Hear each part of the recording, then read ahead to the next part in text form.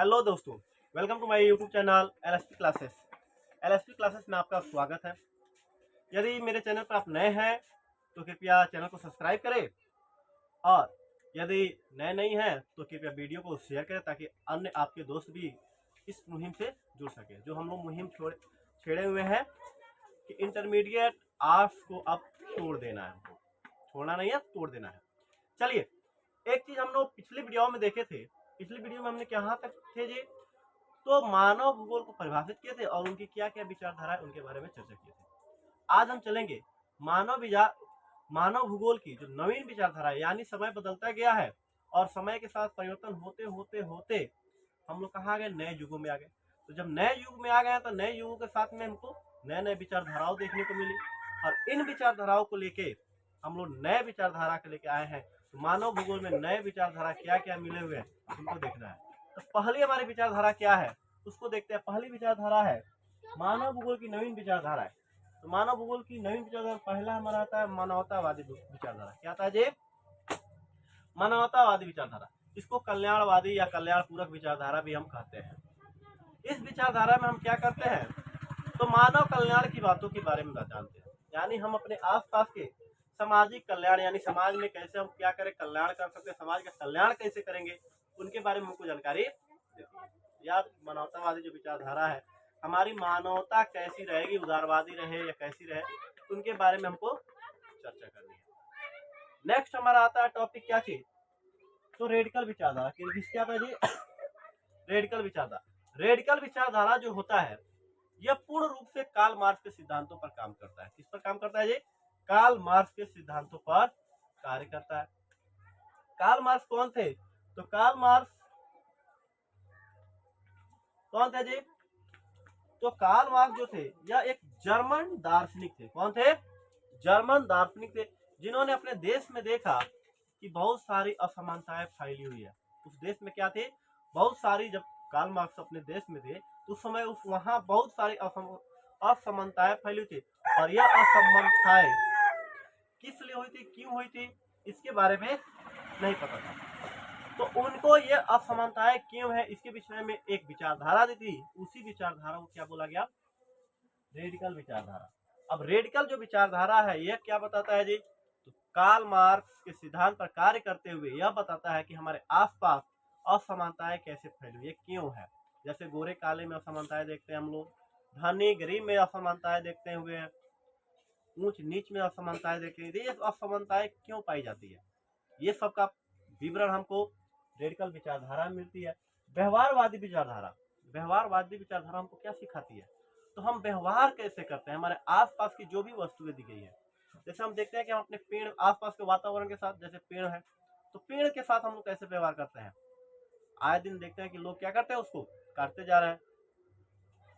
उसी प्रकार से हम अपने आसपास में जीव जंतुओं के साथ कैसे व्यवहार करते हैं, इन सब का व्यवहार कैसे करते हैं और कैसे व्यवहार करना चाहिए, ये सब की गणना हमको व्यवहारवादी विचारधारा में सीखने को मिलती है। ये तीन विचारधारा हमको मिली नवीनतम, जिसमें मानवतावादी विचारधारा, रेडिकल विचारधारा और व्यवहारवादी विचारधारा।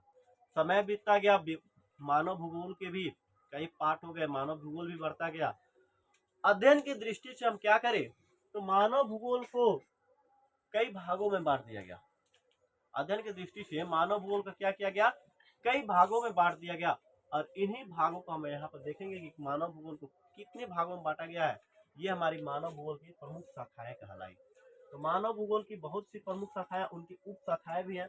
आपसे क्वेश्चन में जैसे पूछ सकता है मानव भूगोल की कितनी शाखाएं हैं, तो मानव भूगोल की ये शाखाएं के नाम लिख लिए, या कहे कि मानव भूगोल की कुछ उप शाखाओं का नाम लिखे, तो मानव भूगोल की कुछ उप शाखा आपको दे तो ये लिख लेना है।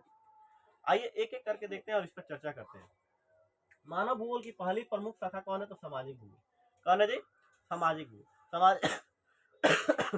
सामाजिक भूगोल कहने का अर्थ क्या होता है? समाज में हम रह रहे हैं, हमारे आसपास में हम अपने समाज में कैसे व्यवहार करते हैं, इसके बारे में अध्ययन हमारा सामाजिक भूगोल कहलाता है। आइए देखते हैं सामाजिक भूगोल का कुछ उप शाखा भी है, जैसे व्यवहारवादी भूगोल। अभी आपको बताया है कि व्यवहारवादी विचारधारा, व्यवहारवादी विचारधारा की तरह ही व्यवहारवादी भूगोल होता है। जैसे हम अपने आसपास में किस प्रकार से कैसे रहन सहन या कैसे व्यवहार करते हैं, जैसे मम्मी पापा के साथ कैसे व्यवहार करते हैं, अपने दोस्तों के साथ कैसे व्यवहार करते हैं, दुश्मनों के साथ कैसे व्यवहार करते हैं, इन सब की व्यवहार की गणना व्यवहारवादी विचारधारा में व्यवहारिकवादी भूगोल में कहलाता है।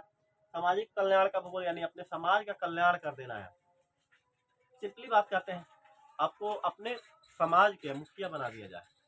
अब अपने समाज का मुखिया यदि आप बन गए हैं तो उनका कल्याण कैसे करना है, किस ढंग से आप उसका कल्याण करते हैं, ये हमारी सामाजिक कल्याण का भूगोल आता है। नेक्स्ट हमारा टॉपिक आता है सांस्कृतिक भूगोल। सांस्कृतिक भूगोल का मतलब क्या होता है, तो हम किस संस्कृति से जीते आए, हमारी संस्कृति क्या होनी चाहिए और इन संस्कृतियों को देखकर हम किस संस्कृति को आगे बढ़ा के लेके जाएं, यानी अपनी पूर्णतः संस्कृति के बारे में जानना सांस्कृतिक भूगोल कहलाता है। ऐतिहासिक भूगोल कहने का मतलब क्या आता है जी, ऐतिहासिक भूगोल में हम क्या देखते हैं, तो विश्व इतिहास, जैसे हिस्ट्री हम लोग पढ़ते हैं, हिस्ट्री में जितने भी ऐतिहासिक चीजें हैं जो बीत चुका है उसी के बारे में हम लोग चर्चा करते हैं।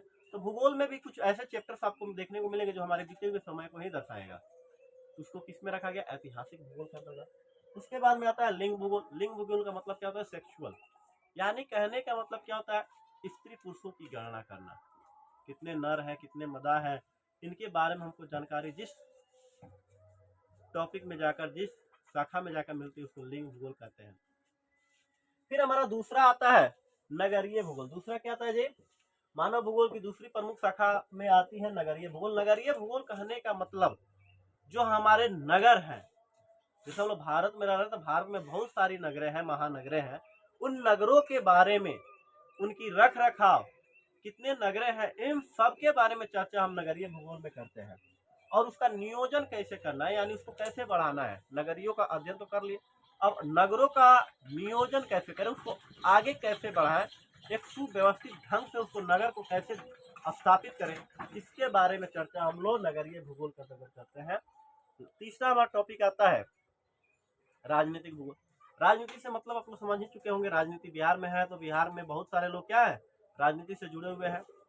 राजनीतिक भूगोल का कहने का अर्थ क्या होता है जी, तो हमें वोट का अधिकार कैसे प्राप्त होता है, हम वोट किन किन को दे सकते हैं, या हमारे आसपास में जितने भी प्रशासनिक इकाई चुन के आते हैं वे कैसे आते हैं। तो राजनीतिक विज्ञान यहाँ पर हम लोग पढ़ते हैं, जो राजनीति उसको भी उठाकर इसमें डाल दिया गया।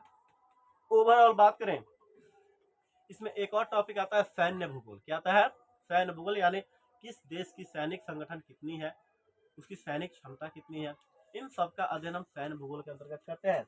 उसके बाद में आता है हमारा जनसंख्या भूगोल। क्या आता है जी, जनसंख्या। जनसंख्या में हम क्या पढ़ते हैं, जनसांख्यिकी के बारे में पढ़े थे, यानी जनसंख्या विस्फोट, जनसंख्या के बढ़ने की, जनसंख्या घटने की, जनसंख्या रोकने की, ये तौर तरीके हमको सीखने को मिलेंगे। जनसांख्यिकी में क्या मिलेंगे ये, तो किस देश में, किस राज्य में, किस जगह पे कितनी जनसंख्या है, कितनी तीव्र गति से जनसंख्या बढ़ रही है, कितनी तीव्र गति से कहाँ घट रही है, जनसंख्या को रोकने का उपाय क्या होता है, और जनसंख्या जब रुक रही है तो उसका दुष्प्रभाव या लाभ, इन सब के बारे में हम कहाँ पढ़ेंगे, तो जनसांख्यिकी के बारे में, जो हमको जनसंख्या भूगोल के अंतर्गत देखने को मिलेगी। अगला आता है आवास भूगोल। आवास का मतलब क्या होता है, तो घर।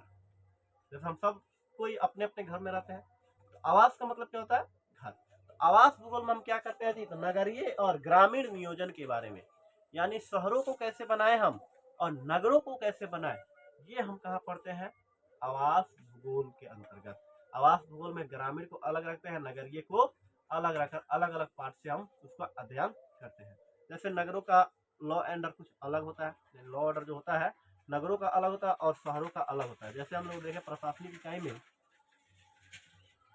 तो शहरों में मुखिया का चुनाव नहीं होता है, जबकि गाँव में मुखिया का चुनाव होता है, तो यहीं पर इनकी बंटवारा हो जाती है। तो आवास योजना के अंतर्गत हम क्या करते हैं, नगरों का अलग पढ़ते हैं और शहरों का अलग पढ़ते हैं। लास्ट हमारा आता है क्या चीज, आर्थिक भूगोल। आर्थिक का मतलब क्या होता है, अर्थ युग है, हम सबको ये अर्थ युग में जी रहे हैं। अर्थ युग का मतलब होता है धन। अर्थ का मतलब क्या होता है, धन। तो यानी कहने का मतलब किस क्षेत्र से हमको धन की प्राप्ति हो, आर्थिक भूगोल कहलाता है। यानी वैसे टॉपिक जहां हम क्या करें, धन की इनकम को देखें या व्यय को देखें, आर्थिक भूगोल कहलाता है। इस भूगोल के अंतर्गत बहुत सारे उप शाखा भी देखने को मिल जाएगा, जैसे संसाधन भूगोल। संसाधन का मतलब क्या होता है, बहुत सारे संसाधन, जैसे हम लोग परिवहन का यूज करते हैं, परिवहन भी एक संसाधन है। या हम लोग क्या करते हैं, जैसे यहीं पर हम एक मार्कर लेते हैं, मार्कर का यूज हम क्या करते हैं, लिखने के लिए करते हैं, तो ये हमारे लिए संसाधन है। तो संसाधन भूगोल में क्या करेंगे, हमारे ओवरऑल जितने भी संसाधन है उन सबका अध्ययन यहाँ पर कर लेंगे। फिर आता है कृषि भूगोल। कृषि का मतलब होता है खेती बाड़ी करना। तो कहाँ हमको खेती करनी चाहिए, कहाँ खेती नहीं करनी, खेती से हमको कितनी इनकम हो रही है, और खेती के तरफ यानी कृषि करने से हमको क्या हानि है, क्या लाभ है, इनके बारे में अध्ययन करना, चर्चा करना कृषि भूगोल के अंतर्गत में रखा गया है। उद्योग भूगोल, उद्योग धंधे स्थापित, किस जगह पे कितनी उद्योग धंधे स्थापित किए गए, कहाँ कौन से उद्योग धंधे स्थापित किए गए हैं, इनके बारे में चर्चा करना औद्योगिक भूगोल या उद्योग भूगोल कहलाता है। नेक्स्ट हमारा आता है पर्यटन भूगोल। पर्यटन का मतलब होता है घूमना फिरना। पर्यटन का मतलब क्या होता है जी? घूमना फिरना। यानी कहने का मतलब क्या हुआ, तो हम यहाँ पे घूम फिर कर पैसे कैसे कमाते हैं। जैसे आप सब कोई पार्क में जाते होइएगा, तो पार्क के लिए सबसे पहले आप लोग पार्क में एंट्री करने के लिए टिकट देते होंगे।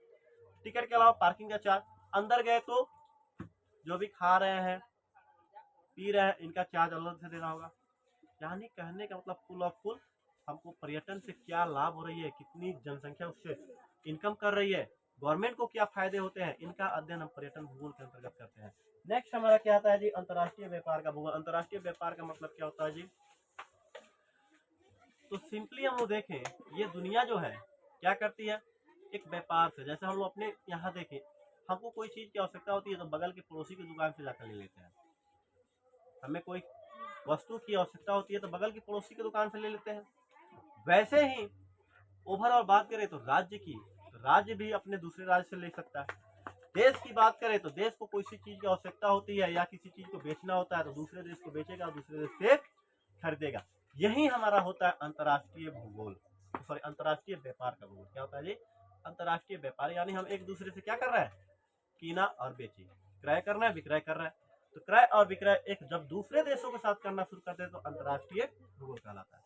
ये हमारी टॉपिक थी मानव भूगोल की। मानव भूगोल का यहाँ पर हमारा टॉपिक क्या होता है, समाप्त हो जाता है। मानव भूगोल का जो क्वेश्चन आंसर है आप अपने से तैयार कर लीजिए। यदि इच्छुक है आप लोग क्या करने के लिए क्वेश्चन आंसर भी आपको दें तो कमेंट बॉक्स में जरूर लिखिएगा, सर आपको क्वेश्चन मिलेगा।